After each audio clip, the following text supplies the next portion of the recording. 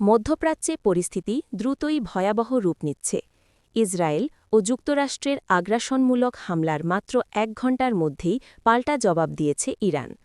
কাতারের আল উদেইদ, কুয়েতের আল সালিম, সংযুক্ত আরব আমিরাতের আল ধাফরা এবং বাহরাইনে মার্কিন পঞ্চম নৌবহরের ঘাঁটিকে লক্ষ্য করে ক্ষেপণাস্ত্র হামলা চালানো হয়েছে বলে বিভিন্ন সূত্রে দাবি করা হয়েছে। একই সময় ইসরায়েলের দিকেও ব্যালিস্টিক মিসাইল নিক্ষেপ করা হয়েছে, যার ফলে প্রতিরক্ষা বাহিনী চরম চাপের মুখে পড়েছে। বার্তা সংস্থা রয়টার্স জানায়, বাহরাইনের মার্কিন ঘাঁটির আশপাশে ধোঁয়া দেখা গেছে, যদিও অনেক ক্ষেপণাস্ত্র পেট্রিয়াট প্রতিরক্ষা ব্যবস্থায় প্রতিহত করার দাবি করেছে সংশ্লিষ্ট কর্তৃপক্ষ।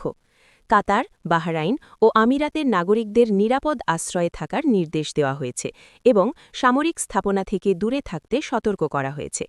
আবুধাবি ও কুয়েতেও বিস্ফোরণের শব্দ শোনা গেছে, সাইরেন বেজে উঠেছে বিভিন্ন শহরে।